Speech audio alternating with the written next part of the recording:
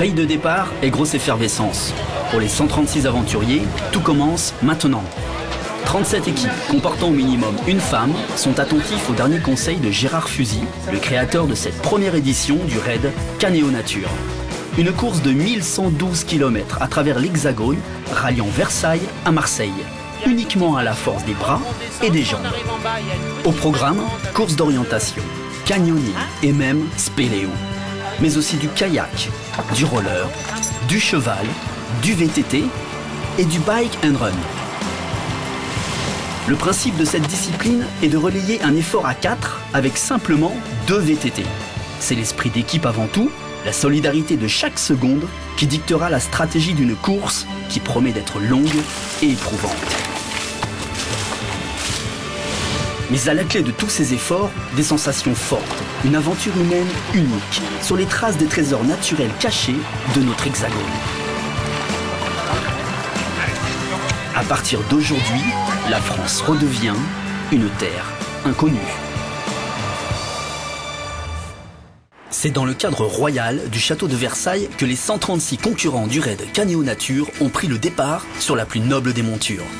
2 chevaux par équipe de 4 pour les 35 premiers kilomètres d'un parcours qui les mène vers Fontainebleau.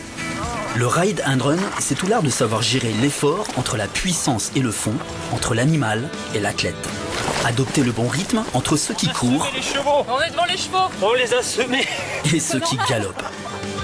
Il ne faut pas se fier à la campagne verdoyante de la région parisienne. Elle regorge de sentiers piégeux, de vallons cachés. Par contre, tu vois, celui qui aurait tendance à tourner à droite, il y a une croix marquée que c'est plus le GR.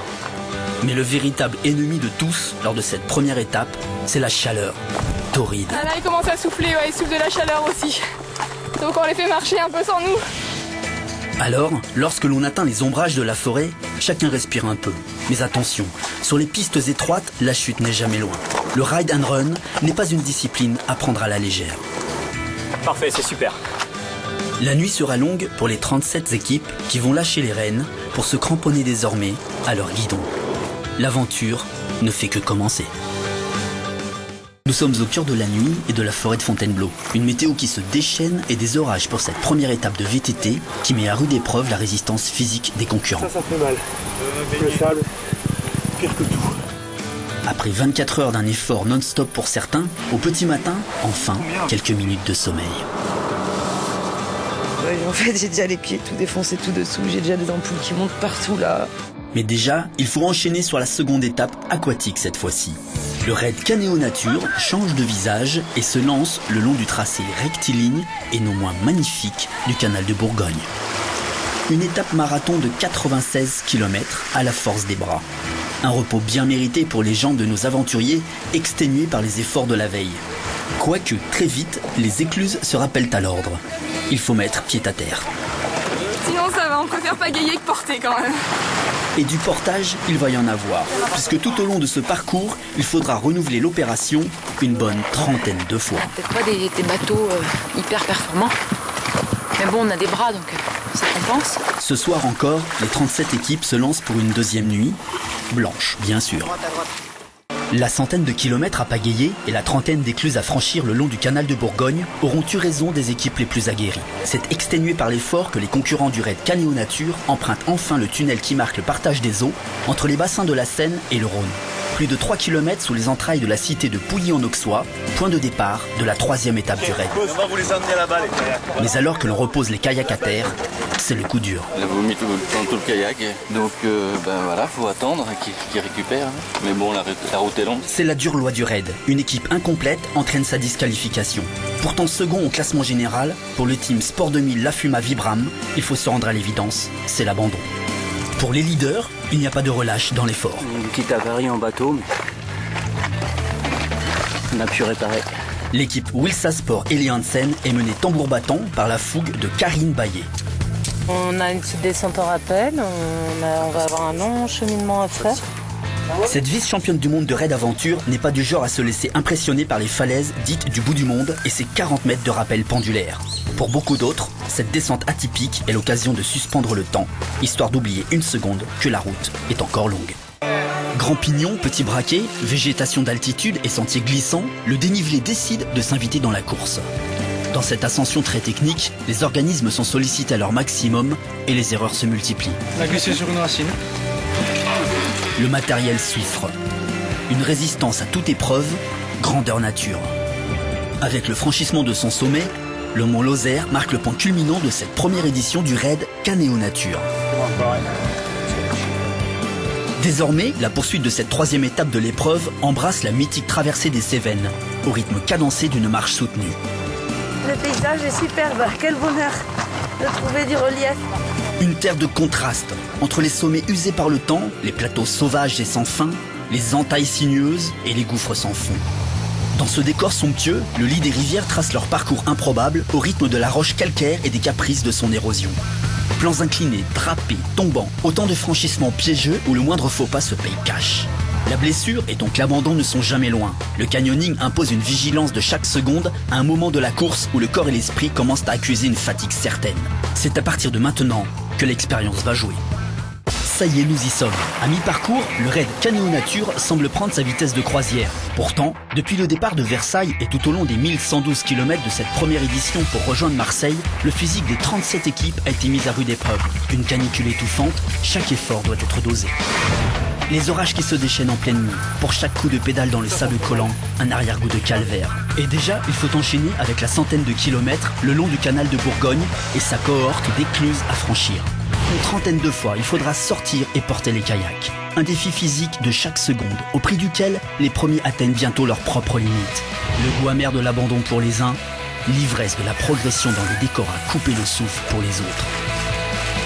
Ce soir, les bras sont durs et les jambes sont lourdes. Mais pour tous ceux qui poursuivent la route vers le sud, le moral est en acier.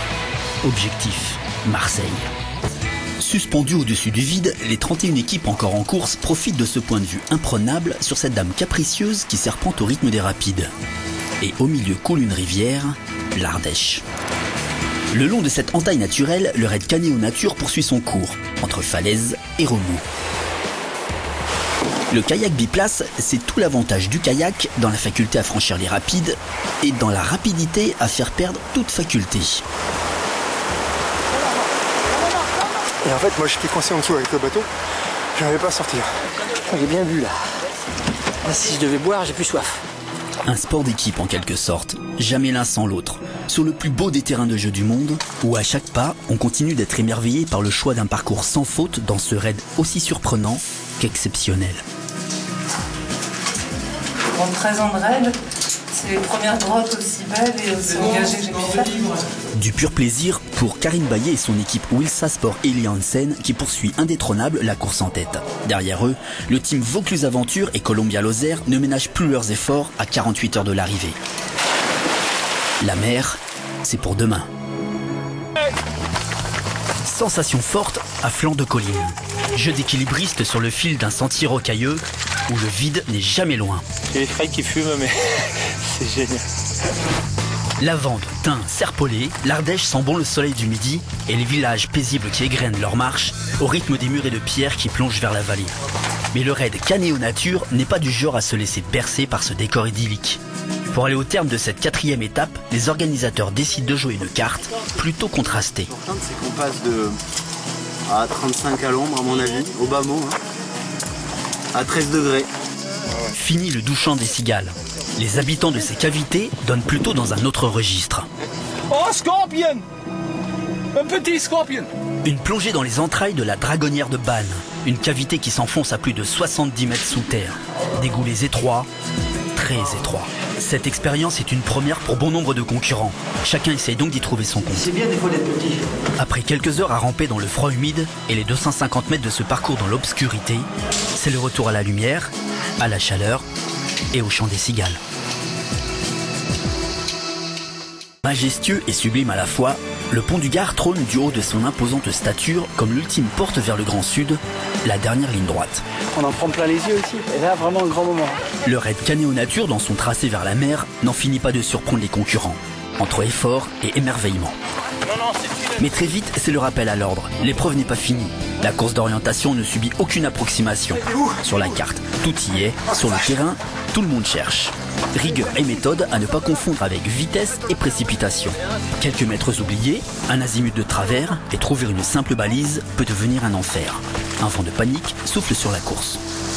Juste retour des choses, c'est vent en poupe qu'il devient désormais son meilleur allié. Le dicton du jour, kayak à la voile, plus vite en aval. Il s'appuie sur la structure, donc c'est autorisé et très ingénieux. Il y a les économes qui rivalisent d'imagination pour s'épargner quelques coups de pagaie supplémentaires. C'est reposant, ça change. Il y a les irréductibles pour qui rien ne remplace la bonne huile de coude. Le meilleur moyen d'avancer vite en bateau, c'est avec les pagaies. C'est pas avec une voile. Il y a ceux enfin, à ce stade de la course, pour qui de tels choix ne se posent plus.